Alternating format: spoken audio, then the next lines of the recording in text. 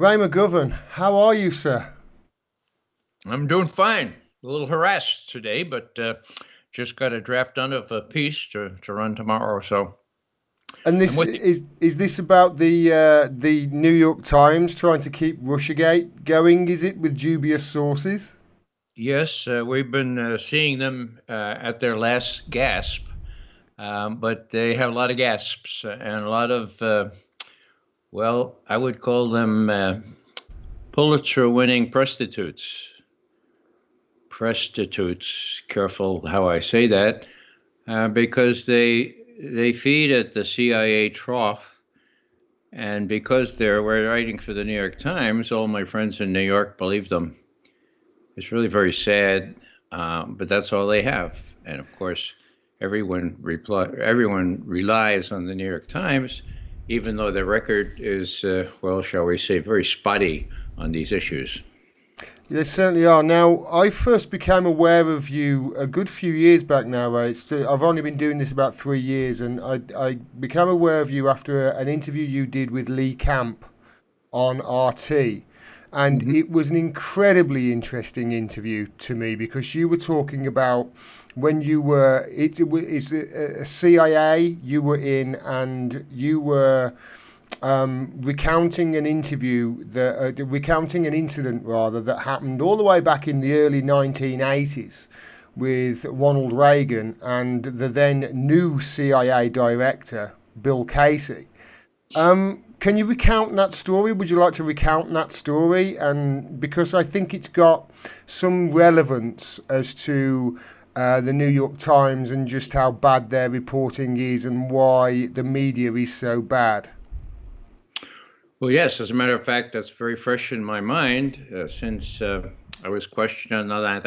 A commenter under the course Consortium News website asked me about that. It's very simple. When Ronald Reagan came into office in January 1981, he held a cabinet meeting a couple of weeks later. It was in early February 1981. And he had all the cabinet officers, and Bill Casey, as you may know, was a cabinet member in those days, which is really strange and irregular. Uh, CIA directors are not supposed to be having anything to do with formulating policy. Mm-hmm. They support policy, they give the information, they don't make the decisions. But Casey was different. I'll tell you how different. Reagan asked each one of his cabinet members to tell a little bit about what they're doing and what the major objective is. Yeah, Mm-hmm. they went down the line and they got to Bill Casey, and he said, "Well, you know what I'm doing." He said, "But my major objective is this. We'll know that our disinformation campaign is complete when everything the American people believe is a lie."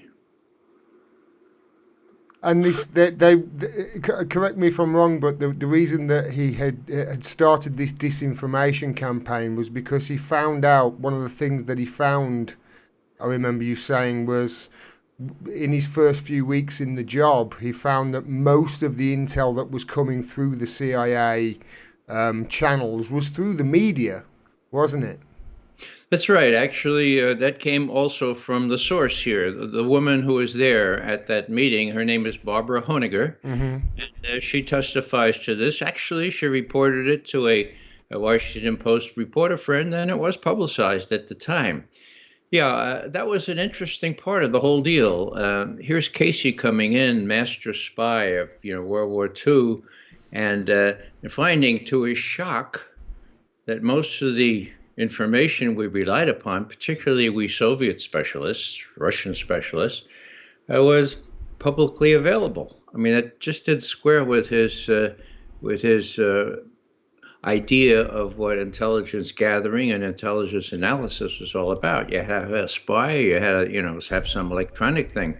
So that was interesting. They would say that he was really surprised that his analysts depended so much on overt information. Well, it's about all we had on the Soviet Union. Occasionally, an aerial photo or a satellite photo would help, or an intercept. but generally just to confirm what we had already reasoned to from the propaganda. And I have to say that what we used to call propaganda analysis, now it's called media analysis. Well, that was by far the most lucrative discipline that we had to go on. I mean, you could tell changes in policy by what they actually said. You had to be disciplined. You had to figure out what these words meant and when they changed, what the significance was. So for that to be a real eye opener for Casey, that was interesting in and of itself. I used to see him every morning when I came back from briefing the president's daily brief downtown. He held a meeting about 11:30, and he wanted to know what people were interested in. And my problem with Casey was I couldn't understand them. I mean, I come from New York too, and I thought I knew the dialect, but people used to say, he didn't need any special device to mumble his speech so that no one could comprehend it. I mean, it was pretty much mumbled already, and I had some problems with my supervisors who tagged along at these briefings. I said, "Don't keep asking him what he said. Don't keep asking him what he says." I said, "Well, wait a second, until I understand what he says, I'm not going to ask him any questions. No, please." So it helped that I'm a little hard of hearing too. So that was Casey for me. Yeah, when I remember when I listened to your interview with Lee Camp, that I became so interested in that meeting. I did some research, and there was a guy who was writing, Jack, I think his name, Jack something. His name escapes me now, but I remember I came across an article that he'd written in a newspaper about Bill Casey and about how he had been appointed CIA director, and there was a shroud of controversy around him because he was actually, when he was appointed CIA director back in 1980, 81, whenever it was, by Reagan, he was actually under investigation for illegally trying to start a coup in Libya. This was what the investigation was, wasn't it? And I found out that he was trying to basically start a disinformation campaign in Libya. This was the accusation. I think his name was Jack Shepard, the reporter. He was a Pulitzer Prize-winning reporter anyway, and he found out that basically what Bill Casey and the CIA were trying to do was to try and oust Colonel Gaddafi in Libya by a disinformation campaign that alleged that he was selling slaves to Mauritania. And obviously, Gaddafi eventually was toppled with the help of the factions within the United States. And I find it really ironic that after he's been ousted in this coup and killed and tortured in the streets, now we've actually got slave trades in Libya. Yeah. Yeah. It's just it's something that I found in my research. Now, obviously, this is something that has the infiltration of the media in America. It's by the intelligence services is quite well known. Anderson Cooper interned at the CIA, after all. Anderson Cooper, an anchor on CNN. And we're in the situation now where we've just had 3 years of Russiagate, and it's starting. It's all but been debunked by anybody who's been paying attention. Russiagate has, but now is it recycled again with what's happening with regards to them alleging that Russia have been paying for bounties on. Explain this to me, Ray. Explain what's happening here. Is this more rubbish to try and distract from what's really going on? Well, you mentioned Anderson Cooper, and let me tell you a little vignette of a personal encounter I had with Anderson Cooper. Back in May of 2006, I think it was May 4th, I happened to be in Atlanta at the same time that then Secretary of Defense Donald Rumsfeld was giving a big speech. And I couldn't find a way to get a ticket, but some enterprising women from The World Can't Wait got me a ticket. And so I went and I asked him some questions. And I knew that he would either have to lie or admit that he had made up this business about weapons of mass destruction. You can see it's still getting a lot of hits on YouTube. Just put Ray McGovern, Donald Rumsfeld, and you'll see it. So after it was over, we had this 4-minute mini debate. And best part about it, of course, was that it was about noontime. And so the TV stations had a chance to look into it and run it that night. And nothing else happened in the whole world that day. So I really in luck, okay? It was live on CNN and C-SPAN, so they couldn't avoid it. Okay, so I'm walking out of the auditorium, and I have my cell phone, and I get a call. Hello, Mr. McGovern? Yes, this is Anderson Cooper. Oh, hi, Anderson. You're making quite a stir down here in Atlanta. Well, I'd like to have you on my show tonight, but I want to ask you a question first. I said, sure, ask me anything. Weren't you how do I say this? Weren't you afraid? Now, I was sort of in shell shock still, given what had just happened. So I said, well, that's a normal question. I know, Anderson, I've been briefing secretaries of defense and even presidents for a while. And then I said, wait a second. This is the pretty face on CNN. This is the heir to the Vanderbilt fortune. Yeah. He's not going to be out in the streets of Atlanta with his hat out. And he's asking me, wasn't I afraid? So I decided I had a little fun there. And I said, Anderson, look, let me be completely honest with you. It was a real high. It was a real high. I'd done my homework.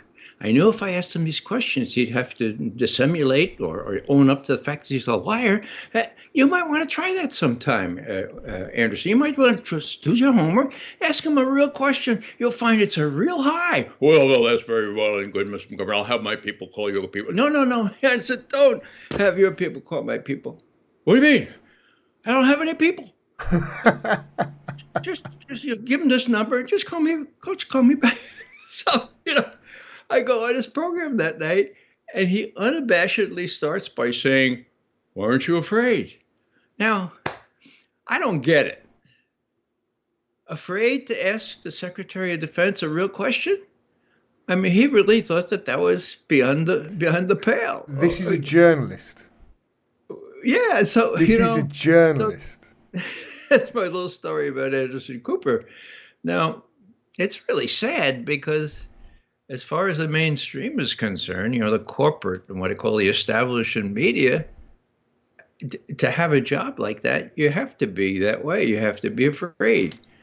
And the thing about Anderson that really struck me was that he doesn't have to be afraid. He's a millionaire, for God's sake, He could tell it like it is, but he can't. So now getting back to your more interesting question on Russiagate, there were lots of prongs to Russiagate. There was the Internet Research Agency, a bunch of Facebook people in St. Petersburg. It was an internet marketing scheme. Yeah. I've seen it before. Yeah. It's an internet marketing scheme. It was clickbait. And when you look at it and you listen to the testimony of the Facebook executives, the amount of what Facebook lookers at or abusers were subjected to from the Russians during that period of time, which went before and after, well after the election, was, if you got a pencil, 0.00000024% of the time. And the amount of money was minuscule compared to. So, the notion that affected anything. I mean, Bob Mueller buying that kind of stuff, give me a break. Now, as you probably know, when push came to shove, and they indicted they indicted these guys without even being able to prove that they were working for the Russian government. the Internet Research Agency and other people who were indicted said, let's have some fun here. Let's show up. Let's hire a U.S. lawyer and ask for discovery. This was not expected, was it, Ray? I don't think. No, these really smart, well-heeled lawyers working for the Democratic National Committee and the Mueller people, they didn't anticipate these people might ask for discovery. So they came and asked for discovery. And the judge said, okay, they want to know, they want to see how it became all of a sudden the Russian government that did this, whereas before it was only Russian people in this clickbait factory in St. Petersburg. And the government said, well, we can't prove that.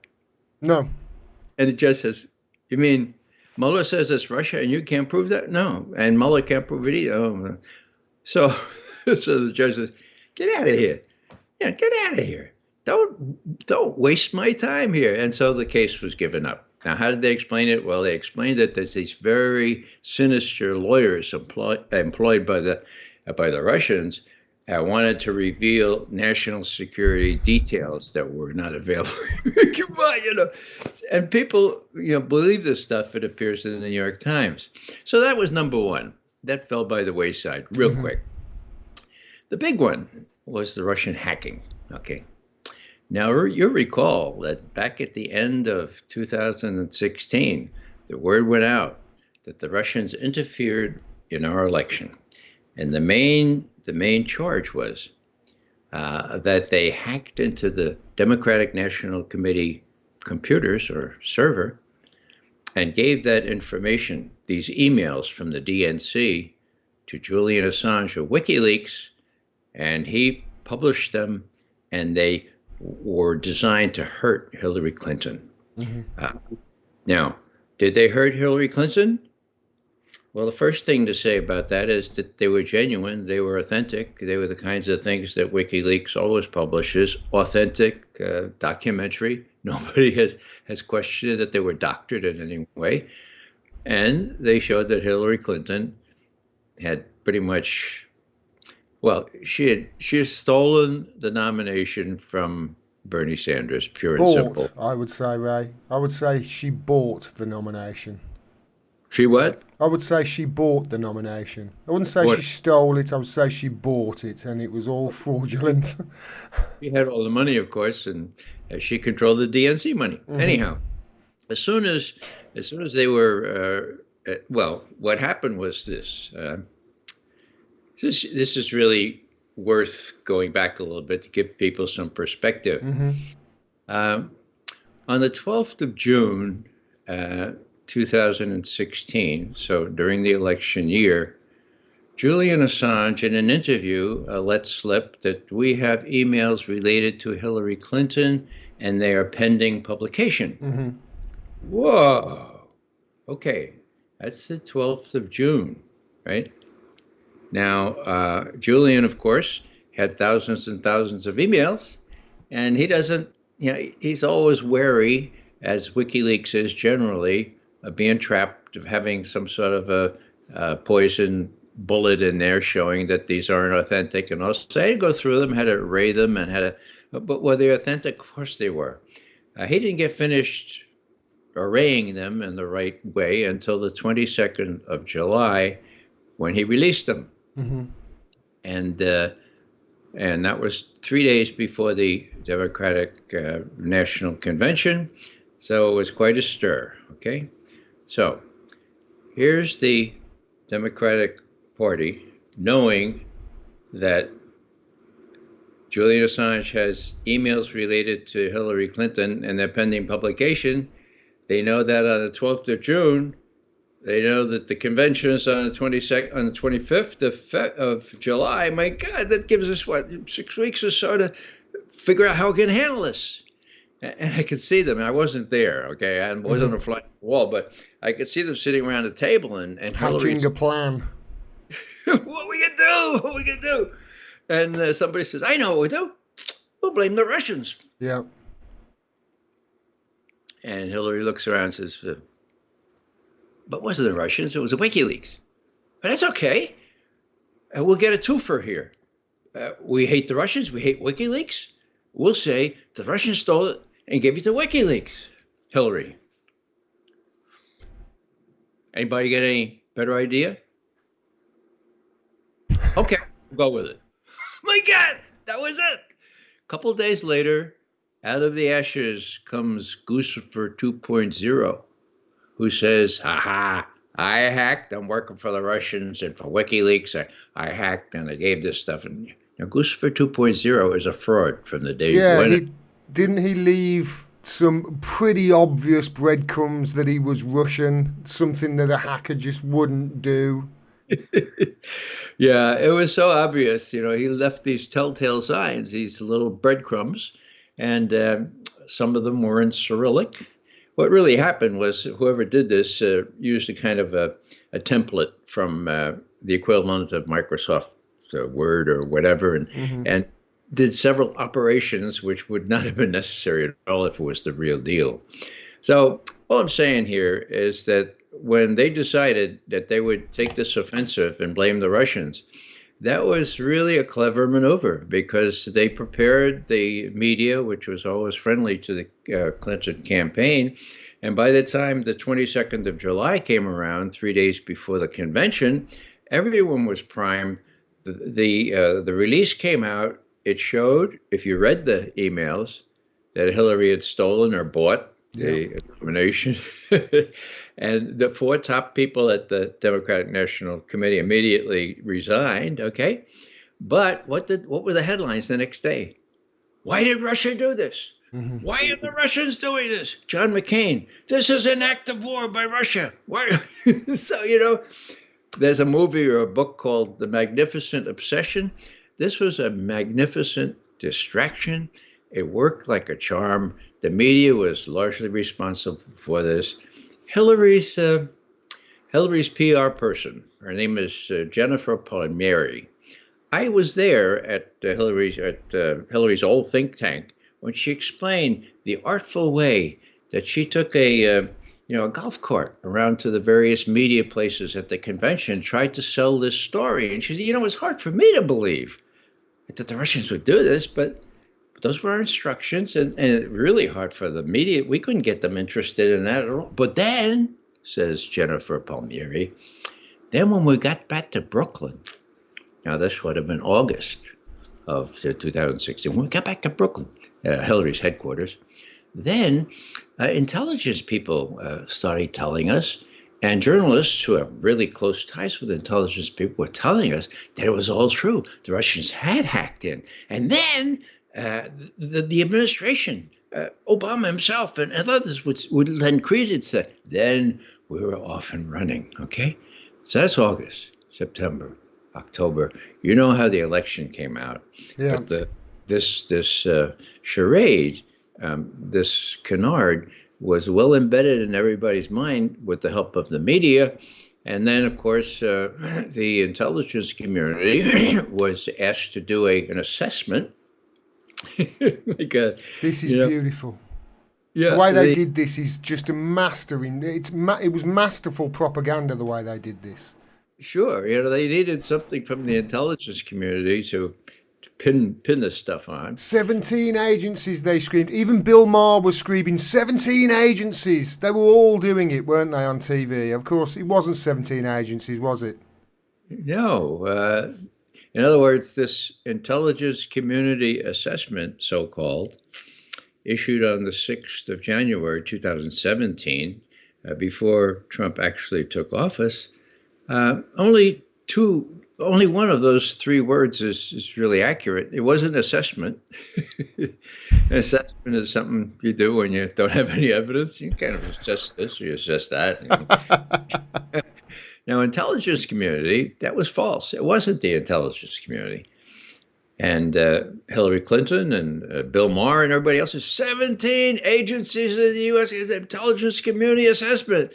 Well, that, of course, was intended, that impression. But Clapper himself, who sits over this intelligence community, 4 months later,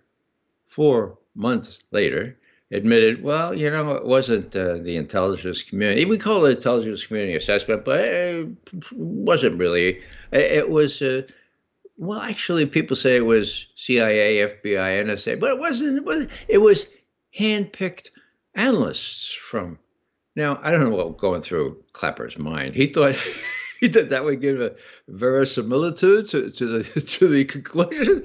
But you know what? When you handpick analysts, you're handpicking the solution. Yeah. And I've been around a long time. And I used to work in, well, I did a lot of analysis. I supervised a lot of analysis and I critiqued a lot. And I have never seen a worse assessment than that one that came out on January 6th that said Mr. Putin himself had directed that the Russians interfere to help Trump and to hurt Hillary, and besides that, they have this terrible propaganda campaign, blah blah blah blah blah. It was an awful thing. It didn't have any substance to it and no proof, and there's not the slightest indication that that so-called intelligence community assessment of 6 January included any forensics at all, and that's another story because when you hack into a place like the DNC, well, what should happen? Well, here's McCain running off at the mouth saying, "Act of war, act of war." Yeah. So you're James Comey, right? You're head of the FBI. What do you do? Well, any ordinary person would seize those computers, right? Or send your technicians there to take a look. What happened? Who did it? How did they get in? Why do you do that? He said that he had at several levels asked the DNC if the FBI could please do that, but they didn't let us do it. All he had to do was write a little memo, for God's sake, or have some judge sign a piece of paper to go seize those and get them. Instead, he knew that this CrowdStrike outfit, a very shady reputation, run by a guy that used to work for Bob Mueller in the FBI, that the DNC preferred that CrowdStrike look at all this stuff. And so Comey said, "Oh, okay, so we'll let CrowdStrike do that." Now, that was that was in 2016. Ever since then, everyone, including Robert Mueller, has been citing CrowdStrike as having done the forensics necessary to demonstrate that the Russians hacked into the DNC. Well, wait a second. We learned on the 7th of May, just last month, that there was testimony taken from the head of CrowdStrike. His name is Sean Henry. Sean Henry, yeah. Yeah. He was testifying under oath to the House Intelligence Committee, and this was all kept secret. The date of his testimony was 5 December 2017. Okay? All that testimony was kept secret until the 7th of May this year. So what's that? Well, do the math. A couple of years, right? Okay. Yeah, it's almost 2.5 years. Yeah. So here it is. It's available on the 7th of May. And we looked at it. And here's some of the transcript. Ranking Member Adam Schiff. Mr. Henry, could you tell us the date that the Russians hacked into the DNC? When would that have been? Oh, sure, I can tell you that. I know what that is. It's in our. His lawyer grabs a hold of his. Excuse me, Mr. Schiff, Congressman Schiff. Often we know when things are exfiltrated from things like the DNC, hacked, but in this one, we don't have any concrete evidence that there was any exfiltration from the DNC. So I can't tell you when. I can't even tell you if. But we think that some of the methods that we see used were in accordance with or similar to things that the Russians have done in the past. And so it was our inference, or it was our decision that it was the Russians. Oh my God. So the whole thing is fallen apart. They were relying on CrowdStrike. FBI Director Comey said it was a, what do you call it? It's a first-class, high-class outfit. Not at High all. class outfit that not long ago had to apologise because they blamed Russia for something to do with Ukraine and got it totally wrong. That same outfit, they've got a history of blaming Russia and getting it wrong, haven't they? That's exactly right. Yeah, and that came before where they were hired by the DNC. So the DNC, hey, looks like a good group to do our bidding. So, with that, the whole thing falls apart. And that was the 7th of May when we were allowed to see that And classified it's December 2017. from December 2017. So, it's not only 2.5 years between when it was testified to or against and when it was published. But now, if I can still add or subtract, it's been about 8 weeks since May 7th, and the New York Times must have missed it. They didn't. It must have fallen in the cracks because they haven't said one word about the fact that their whole case and the reason justified expelling 55 Russian diplomats, closing. I mean, my God, So this is Obama having done all this stuff. Whether he was fully cognizant of how this thing was set up or not, we're going to find out, I hope. But the consequences of this thing were great. People say, Ray, what do you care about all this? I mean, who cares about it now? And I say, well, does Russia have nuclear weapons? Yeah, I do. Well, that's why I care about it. Okay. I think that's important. I think we need to have a decent relationship with Russia. I think Russia doesn't need to be on tenterhooks, on edge every time they think about the United States. That's enough, you think? So it is important. And it's the old, what I call the Mickey Mat, the military industrial intelligence congressional, MIC, media, and then academia think tank complex. They're all in it together. And, there's a lot of money to be made out of this if you have an enemy. And Russia's always a good enemy. People forget that the Soviet Union fell apart. They're bad, bad guys, say all the pundits. And, here's Nancy Pelosi, the Speaker of the House, saying, my God, they're all roads lead to Putin. All roads lead to Putin. Well, what does that mean, And so it's really very strange because for the first time in my public life, so to speak, I perceive that most of my colleagues from college or from wherever who think they know what's going on depend on the New York Times for information and ipso facto don't know what's going on and have been fed a line about Russia that is blatantly untrue and could lead to real problems, could lead to the kind of thing that would end everything for us, plague or not, So it's dangerous. It's really dangerous. Of course, you are part of the VIPS, Veterans Intelligence Professionals for Sanity, and I'm a big student of Bill Binney's work, and Bill Binney has been on record explaining that if the DNC was hacked and this information was exfiltrated, then first of all, the CIA would know exactly when and where it happened because is it X-Keyscore or Prism or one of those programs that you use to prove that it was North Korea that hacked the Sony? Was that correct?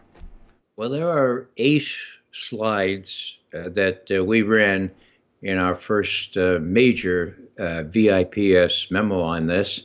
3 of them were upstream programs. The other 5 were things like how the trace routes work and where they are.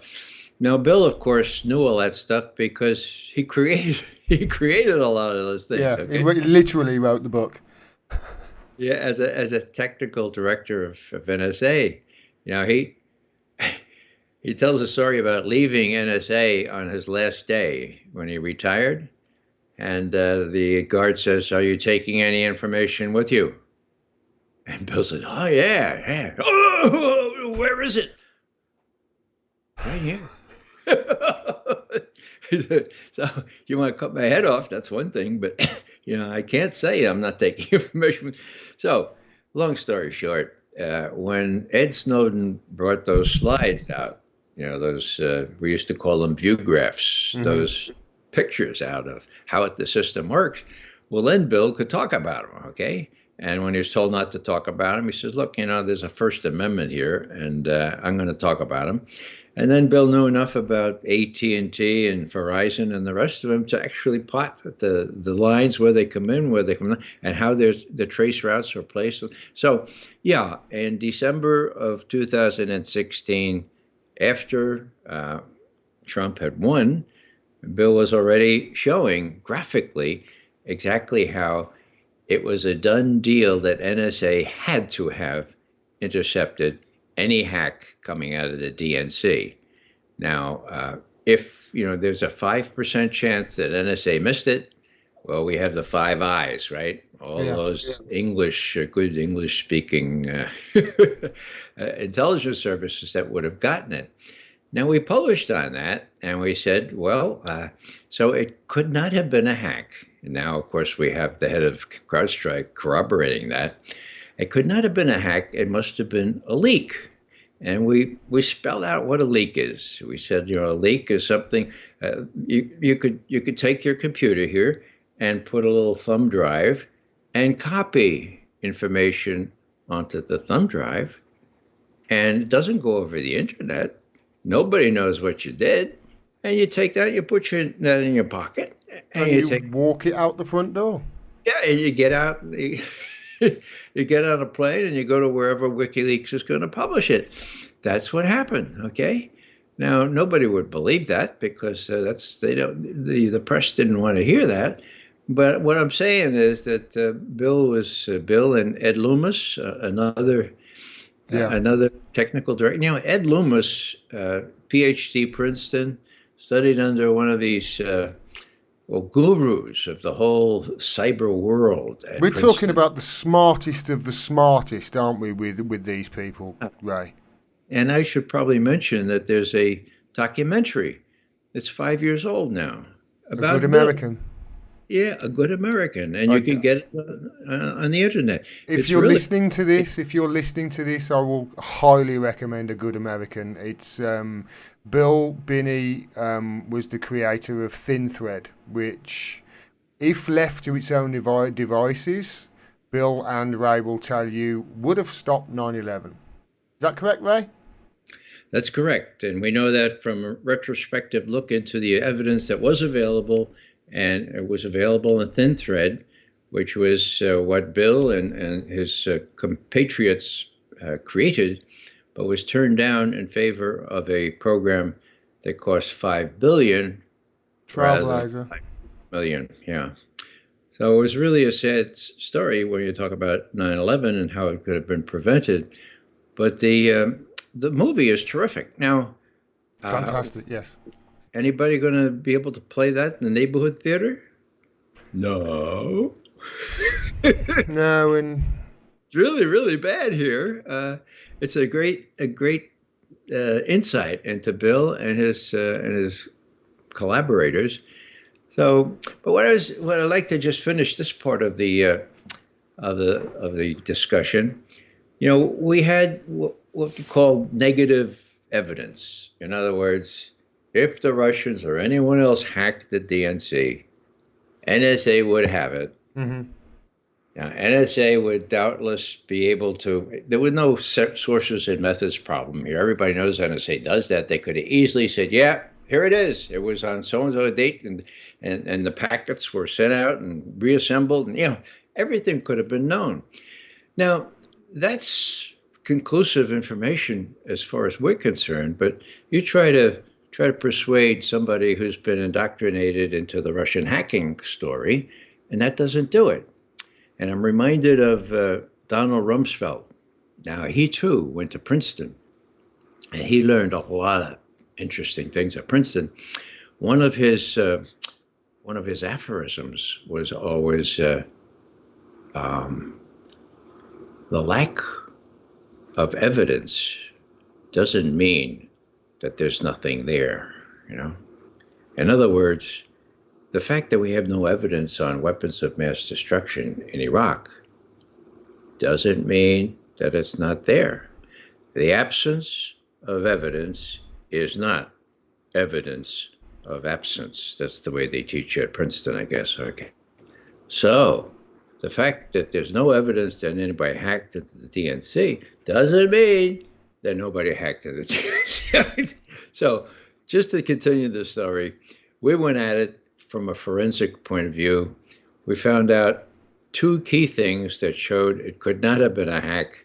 One of them had to do with the fact that it was saved to a external storage device before WikiLeaks published it. Now, saved to an external storage device. What does that have to do with the internet? Nothing. You save it. It doesn't have anything to do with the internet. So you save it to an external. That's what I mean by putting a little thumb drive into your computer. Now, that's unassailable information. It's physics, okay? It's concrete fact, but nobody would take any cognizance of that. And as I say, this latest information, dated the 7th of May, when Sean Henry's testimony was released, has not been covered by the Times or any other. And just to finish up here, I think this is why the Times decided they had to come up with another cockamamie story to divert attention from what's going to be revealed eventually. And that story has to be something really bad about the Russians. And what could be worse than they're killing our own troops? They're subsidizing, or paying bounty to these terrible Afghan people, the Taliban, or maybe Taliban-related people, and they're doing that. And the president won't do anything about it. Can you imagine that? You're the president, and they're killing our troops, and you won't do anything about it? I mean, hello. I mean, Trump is on the ropes, okay? They're trying to finish him off.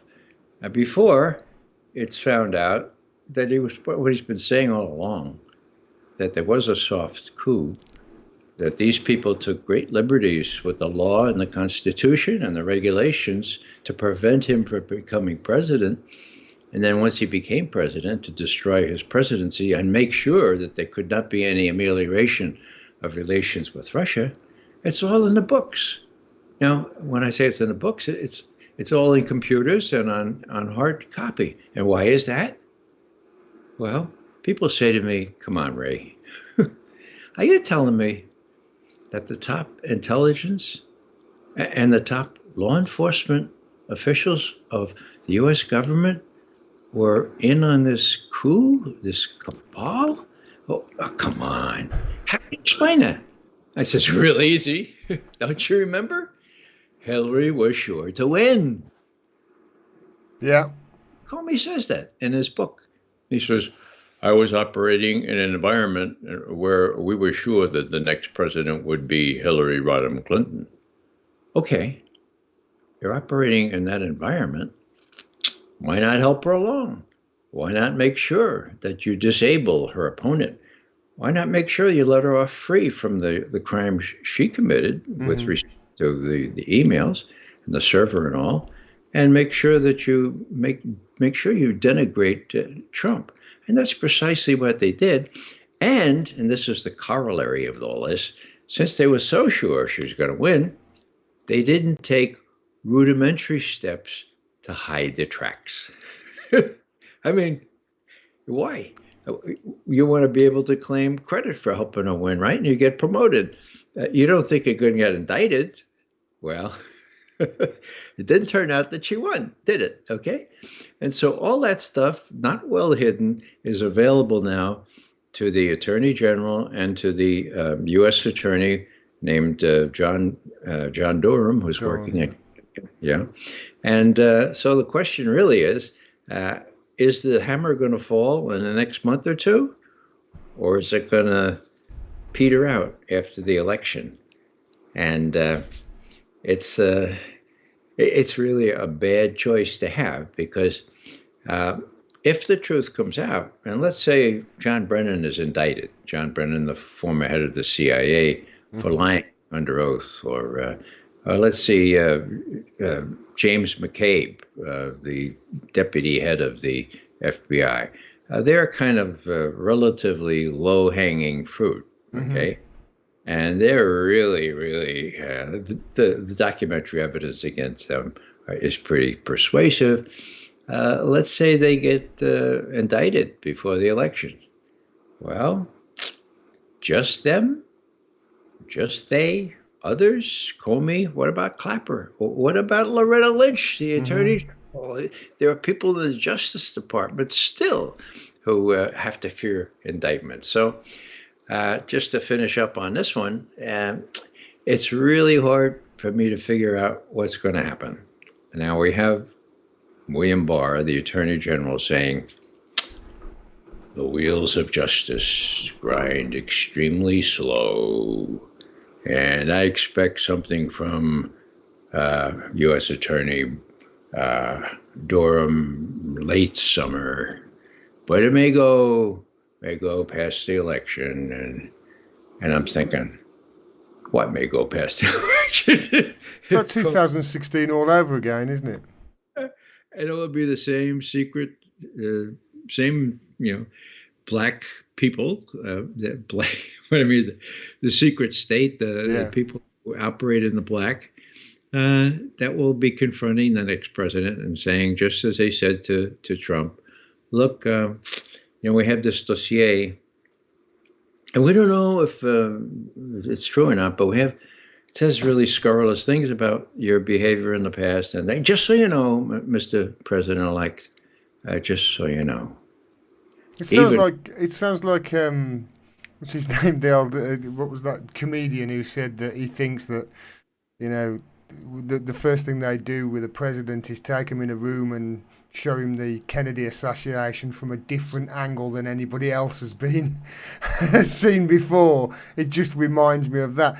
The New York Times, I want to circle back to the New York Times, what you said about them, Ray, because they're doubling down on this Russiagate nonsense. This, as we've said, for 3 years, the New York Times and the media have been banging on this Russiagate drum, and it's been, it's all petered out, but now they're doing it again.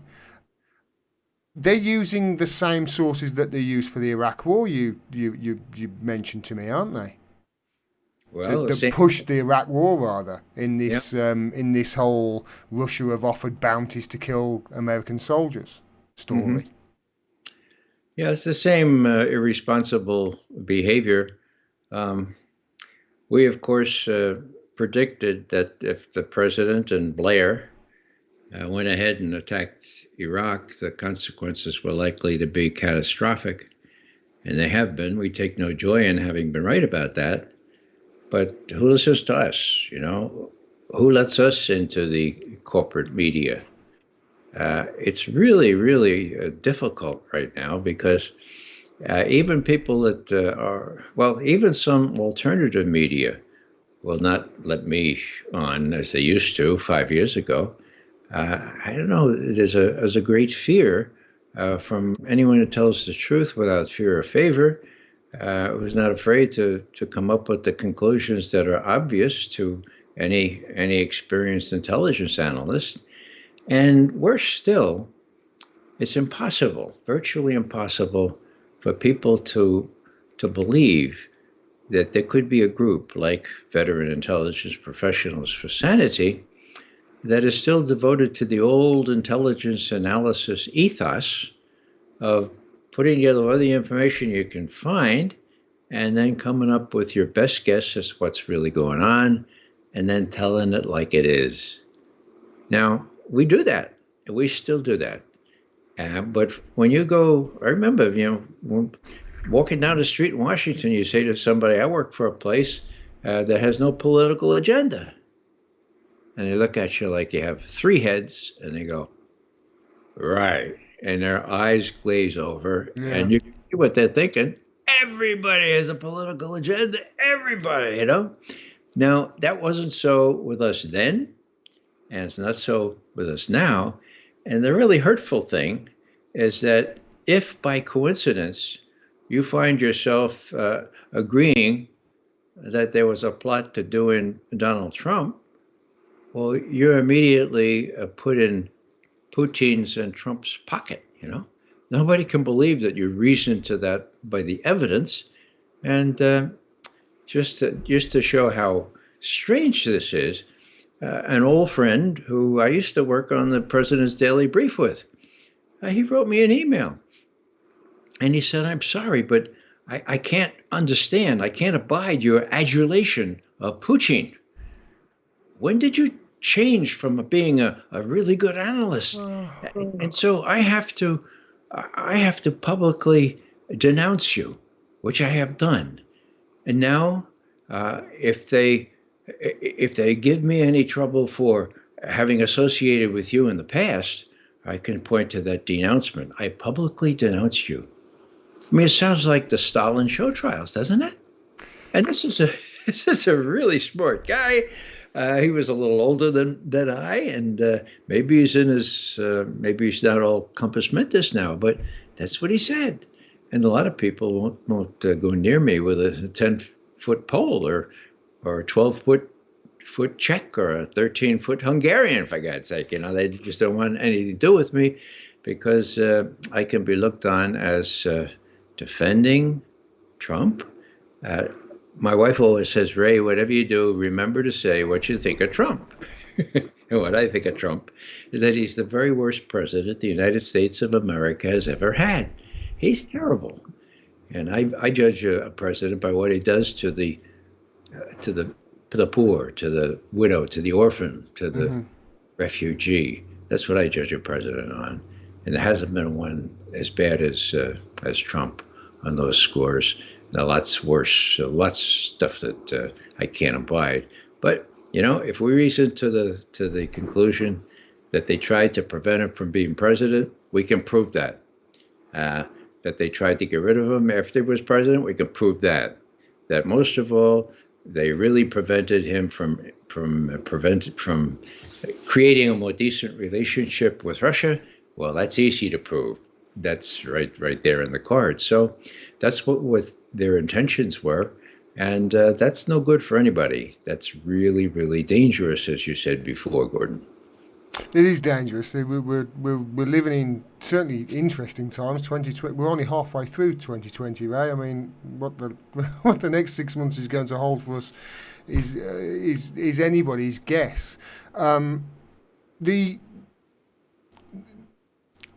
You were talking there about how somebody, one of your friends, one of your peers, if you like, has had to public denounce you, because he's not got the wrong end of the stick or he hasn't got all the information. We're living in an era at the moment where people, and I think social media really does feed into this, where people are just talking past each other, and they're not conversing in the same way that you and I are, where we're having a conversation and we're talking and we're listening to each other. And there's way too much, pointing and arguing between people. And obviously, while people are arguing like this, the deep state, if you like, in America are obviously going off and doing all what they want to do, unabashed and with no oversight, so to speak, because everybody is arguing with each other. Can you see a time in the future when this stops and we actually have the adults end up in the room and yourself ends up back on the TV, etc., and explaining what the truth is? Or do you see things getting worse in the next 6 months or so? Well, it's hard to be optimistic. It's hard to be Pollyanna. If you look at what just happened, just 2 months ago, when we learned that it's proven now that there was no Russian hack, and so there was no reason to expel Russian diplomats. There's no reason for the extra sanctions. Yeah. No reason at all for all that stuff. Well, one would have thought that that was a kind of a juncture at which people might, if they're honest, sit back and say, wow, maybe we were misled. Maybe we need to correct. Maybe. Adam Schiff he's the most rabid Russiagator there is. And as you said there, he questioned Henry of CrowdStrike in December 2017. So he knew in 2017, Adam Schiff did, that this is a Democrat. Is he leader of the House or House Intelligence Committee. House Intelligence Committee. So for 2.5 years, he knew that there was absolutely no evidence. He knew what Mark Henry had said to him back then. And I read the transcripts as well, Ray, and there was a senator after Adam Schiff had questioned him, and you could see the transcript, and the senator was like, let me just ask that a question again. You telling me there's no evidence whatsoever that it was exfiltrated? There's another senator asking, and he talks to his solicitor again. He talks to his lawyer, and Mark Henry says, "Well, we've got evidence that it was put there to get exfiltrated." And the senator said, the congressman said, "Well, and did it?" And he was like, "No." So. They knew behind closed doors in December 2017, Adam Schiff et al., that there was no proof. But for 2.5 years, he has been screaming that there's proof, and Donald Trump is an agent of Russia and Vladimir Putin's puppet. Surely Adam Schiff should be the one on trial here, or one of them. Well, that's altogether true. There are lots of problems here. One that comes into bas relief is, how could the House Intelligence Committee keep all that testimony, not only from that CrowdStrike, Sean Henry, but from Jim Clapper, from all the intelligence people, all the people that testified? They all said, "No, we didn't see any concrete evidence that the Russians hacked. No, we didn't see." They all said that. And as you point out, Gordon, let me do the math finally. December 2017. All right, so 2.5 years, they kept it quiet. Now, what were they afraid of, for God's sake? Oh, it's secret. And there are laws against secret, okay? And that is the degree to which they are afraid of the deep state. Because the deep state can say, oh, you divulge secrets, and we're going to come after you. And maybe we'll throw the Espionage Act after you, and you may have to plead guilty, but you'll only get 2.5 years. Nobody wants 2.5 years, much less 35 years. So this just shows the power of keeping things secret and having the shibboleth that you cannot possibly say anything, no matter how momentous, no matter how important it is, because it's secret. And, this goes back to before the Iraq War. Dick Durbin, whom I used to admire more than I do now, he's a Democratic senator from Illinois. Right. He was on the Intelligence Committee, and he participated in all the briefings. And later he said, I knew the weapons of mass destruction. That was cockamamie. It was a story. I knew that. And people said, well, why did you say it? He said, well, it was secret. It was secret. You know what they do? They take you into a room and they say, now this is secret, must not leave the room. And then they tell you sometimes the real story. And then you go out and you can't tell anybody because it's secret. Now, this is one of the top senators of the Democratic Party before a war is about to be launched, and he can't tell the people because it's secret. And then there's the business about lying to Congress people. Nancy Pelosi complained about torture. She said, I didn't know about torture. Well, the CIA says that they briefed you on torture on such and such a date. Well, yeah, but they lie all the time. They lie. Well, you're supposed to. She was the one with the most seniority supervising intelligence for a long time. So that you let them lie to you? Well, they're afraid. And so is Trump. And that's the big thing. Trump is afraid. And let me just adduce one good example for that. About 2 years ago, the law stipulated that the president had to release the rest of the correspondence, the rest of the documentary evidence with respect to John Kennedy's assassination. Mm-hmm. Okay? So here Trump is told that. He gets up in the morning and he says, okay, I'm happy to announce that in accordance with the law, we're going to release the rest of the documentation. Yeah, he made a tweet about it. I remember his tweet. He did it to great fanfare. I seem to remember. Yeah, and I said, wow, it's going to be great. In the afternoon, he got it. He said, oh, changed my mind. The CIA and the FBI have said, oh, I can't do that. I mean, he said that. That's what he said. The FBI and the CIA said, no, we can't do that right now, but we'll revisit it in 6 months. So I made a little note in my calendar, 6 months. Well, nobody asked 6 months later. What's going on here?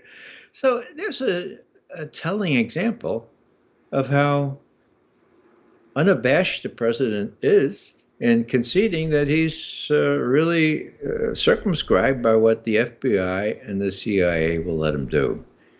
And the way I'll portray the significance of that is simply that he's got to be very scared now that he's got the goods on the head of the CIA, head of the FBI, head of the National Intelligence, people in the FBI like McCabe, people in the Department of Justice like the guy who forged, who said no, the CIA. Carter Page was not working with CIA when he was. So all these people are liable. Now, one would say that if they were the president, they would say, well, let's have at it. John Bryant, we give you your head, do the indictments, convene the grand juries. You can do that remotely. Go ahead. But that's not likely to happen in my view. And in my view, more likely ringing in Trump's ears is the warning that he got on the 3rd of January, 2017. He was president-elect.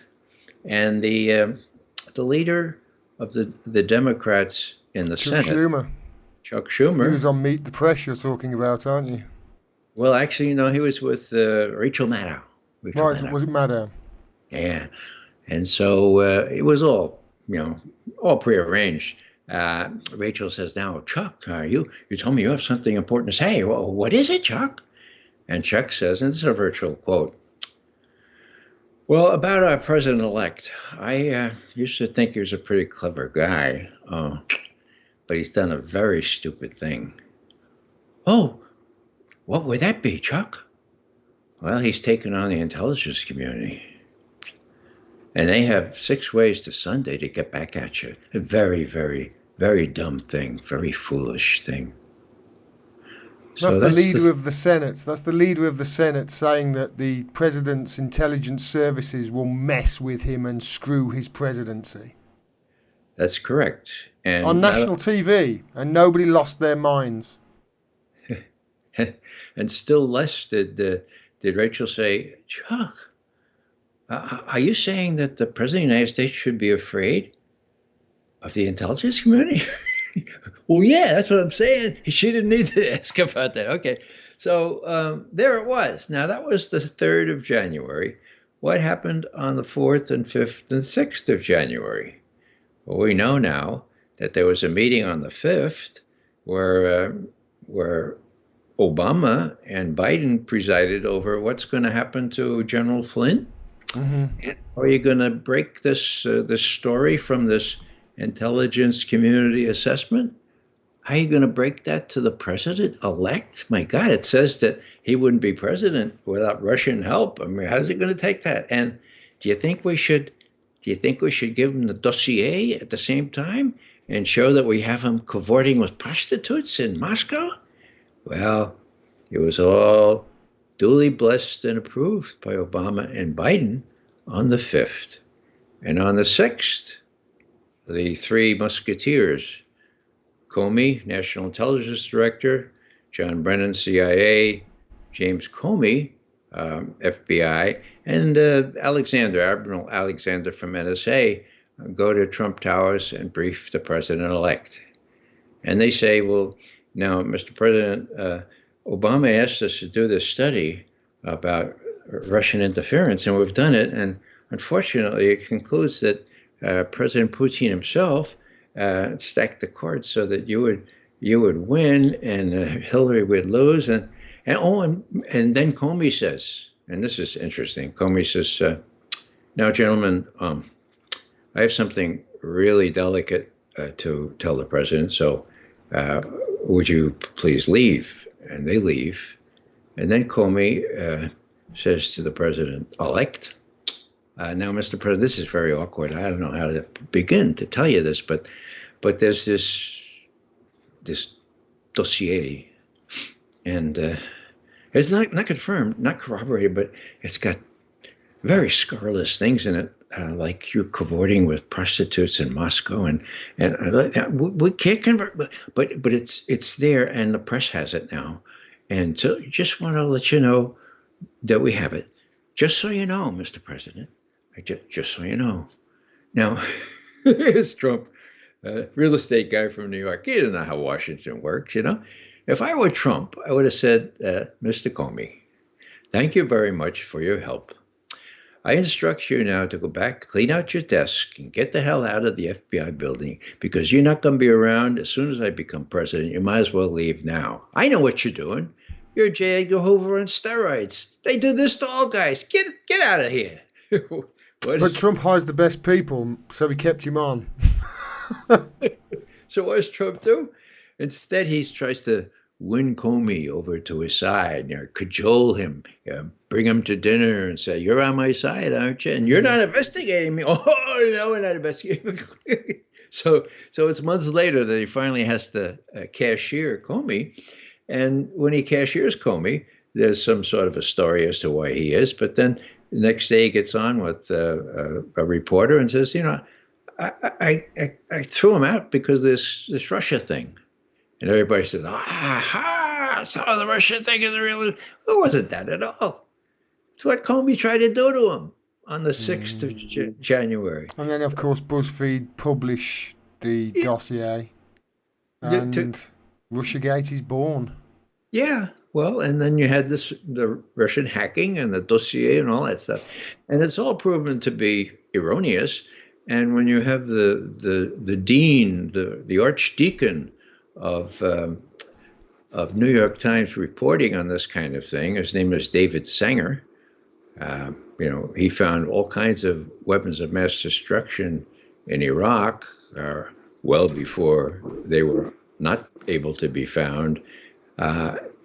He has a terrible record, and today he came out with another thing, ringing changes on the theme of Russia paying people in Afghanistan to kill U.S. soldiers. This is what people are being given to believe. I understand the media in London is not terribly different, and we've reached a really, really crucial point here now, because if people just don't know what's going on, there can't be a real democracy. Many have said that, including the founders of our country. Right there is what I want to talk to you about. I know you haven't got long. You've probably got about another 10, 15 minutes. But before you go, I want to talk to you about your beard, because there's a tie into your beard in this, and that you were talking about democracy. Tell me about Edmund Burke and the Fourth Estate, right? Tell me why the free press is so important to democracy. You know the history. Tell us about it. Well, Edmund Burke, of course, was a statesman, a British or an English statesman back in the late 18th century. And at that time, as I understand it, there were three houses in Parliament, two in Commons and one in Lords. And he got up at one point, made a major speech in Commons, and he said, now, we three estates here, two in Commons and one in Lords, do very important work. But there would be no democracy were it not for the Fourth Estate. The Fourth Estate? Yes, the Fourth Estate, you gentlemen there up in the press gallery. Yeah, it was upon the opening of the House of Commons to the press, wasn't it? It was upon the opening to the press that he made this speech. Yeah, so it was a major occasion. And he said, you people keep us honest. Without you all, we would not be able to preserve our democracy. So that was the Fourth Estate, okay? Now, the Fourth Estate is a shambles, in my view. The good news is that there's a Fifth Estate. The Fifth Estate is Julian Assange. The Fifth Estate is alternative media. They're trying to control all that right now, but they couldn't control WikiLeaks, and they still can't. And there's the rub.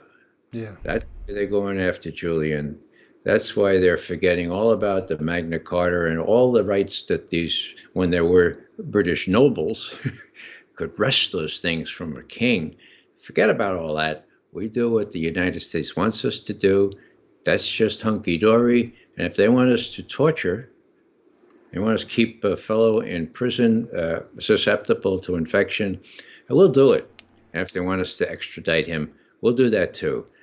That's the saddest thing that I think in a personal way has happened over the last year. I'm a friend of Julian Assange. I make no bones about that. I used to visit him in the Ecuadorian embassy. And when I saw him being dragged out unceremoniously down those steps to be imprisoned, and how disheveled he was, and how I learned later they wouldn't give him a razor to shave. I decided that this was so important to me that I would try to find some sort of symbol, some sort of way to demonstrate solidarity with Julian. And on the spot, and this is March 11th of last year, I decided I wouldn't shave my beard, and I haven't cut a hair since then. My wife is just as eager as I for Julian Assange to be freed. But until he is, I'm going to wear this because every time I look in a mirror or pass by a window, it reminds me of Julian. And you don't see anything about Julian in the Western press, at least not in our country. And this is about as bad as it gets because the poor guy was framed from the beginning. The UN has said he was twice. They've said he was subject to arbitrary detention. And Niels Melzer, the UN rapporteur for torture, has said that he's been a victim of torture. So, what kind of civilized country are we? We and our British ancestors, not very civilized anymore, and it gives me great pain.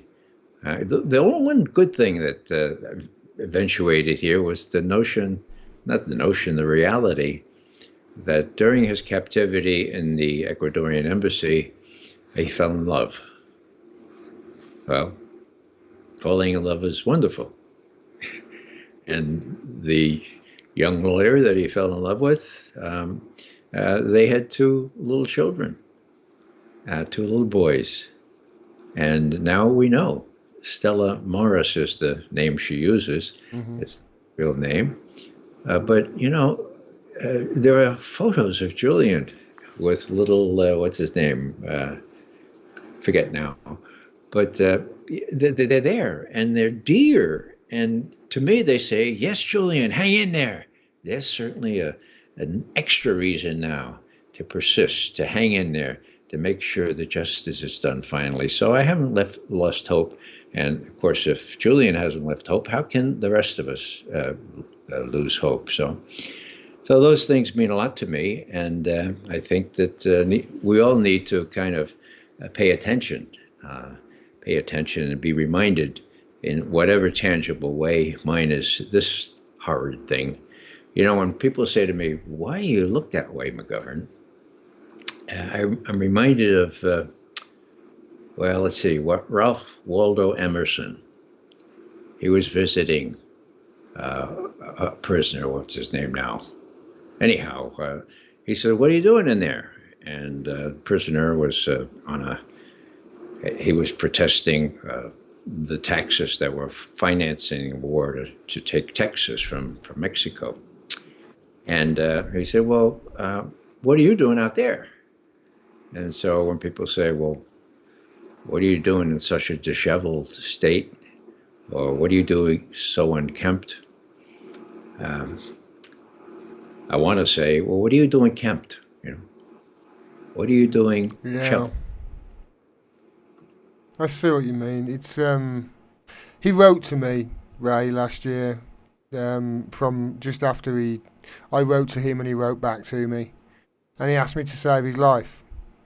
Um, he mentioned how for 7 years he's been in arbitrary detention, and for the last 2 years he's been gagged, and now for the last year now he's been in basically solitary confinement, or in medical facilities within our Guantanamo Bay, and you know he hasn't had access to his lawyers. He hasn't even had access to the case files. He hasn't had access to a library. He hasn't had even access. He has to compete with access for the phone calls to even make a phone call. And meanwhile, on the other side, you've got the world's greatest superpower, who's had, or factions within the greatest superpower ever, who's had a decade and untold millions of dollars to prepare for this case. This isn't justice that he's seeing. This is, Steve Poikonen says calling this a kangaroo court is an insult to kangaroos. And I truly believe that. See, I've never met Julian Assange like you. I can't call him a friend. He's just wrote to me and I wrote to him the once. I'm not a big fanboy of his. I've never met him. In my experience, people who are intelligent are incredibly difficult to be friends with. They can be arses, some of them can. But for me, what he represents, Ray, is the fourth estate. And he represents, him and WikiLeaks, they represent the fourth estate in the digital age. For me, the fourth estate, or the media, the job of the media is basically four things. You're to either gather information or to be a point where people with information can impart that information to you. You then are meant to verify that information is true, publish it on a platform if it is in the public interest, and there's no doubt that what WikiLeaks do is in the public interest.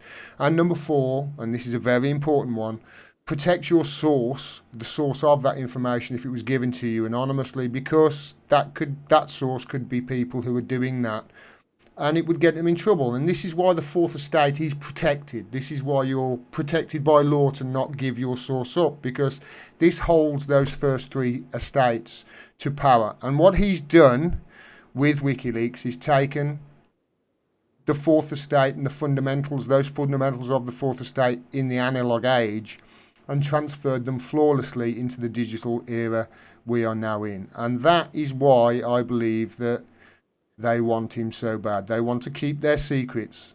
Because if you look at what WikiLeaks have published, over 1 million documents on average over the last 15 years since their inception, all of them being, none of them have been proven to be false. The veracity and the truthfulness is there for plain to see. It's flawless. This is something that, if it was implemented across all of our media, would give us, for the first time, I believe, a true working democracy. Do you agree, mate? I do, Gordon. And what I would add is simply that in a very real way, this is biting off our nose to spite our face. Let me explain. WikiLeaks was not up and running before 9/11. Mm-hmm. We have asked people in the FBI, CIA, the Federal Aviation Administration, Red Team, who ran checks on airports and airplanes. We asked people who were really just out of their minds because nobody would pay attention to the dangers that they saw, and no one would react to the reports that showed that this was coming. NSA had information. A lot of them had information. So we have asked these people, suppose WikiLeaks was available before 9/11. Would you have gone to WikiLeaks? And they said, without exception, sure we would have. We pulled our hair out.